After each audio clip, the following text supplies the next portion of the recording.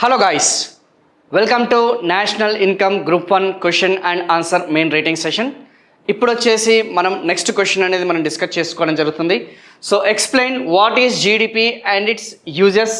GDP అనగానేమి మరియు వాటి వల్ల ఉపయోగాలు ఏంటి అని చెప్పేసి వాళ్ళు క్లియర్గా అడగడం జరిగింది. డైరెక్ట్ క్వశ్చన్ అమ్మ, it's a very simple question. ఇది కాంప్లికేటెడ్ క్వశ్చన్ ఏం కాదు, కన్ఫ్యూజ్డ్ క్వశ్చన్ ఏం కాదు, డైరెక్ట్ క్వశ్చన్స్ అనమాట. సో జీడిపి వల్ల ఉపయోగాలు అనేది చాలా క్లియర్గా అడగడం జరిగింది. And what are the recent changes brought by CSO in 2015 in GDP methodology. ఇటీవల అంటే 2015లో జీడిపిలో సంభవించిన మార్పుల గురించి వివరించండి అని చెప్పేసి అన్నాడు. సిఎస్ఓ మీకు తెలుసు కదా, ఆల్రెడీ ఇంతకుముందు కూడా మన సెషన్స్లో మనం డిస్కస్ చేసుకోవడం జరిగింది. Question and answer mains rating సెషన్లో జీడిపిలో వచ్చిన మార్పుల గురించి చాలా క్లియర్గా ఎక్స్ప్లెయిన్ చేయడం జరిగింది. కాకపోతే ఇక్కడ పర్టికులర్గా నేను ఈ జీడిపి పరంగా చూసుకుంటే, దేని పరంగా చూసుకుంటే కేవలం పర్టికులర్గా జీడిపిలో వచ్చిన మార్పుల గురించి వివరించండి అన్నాడు.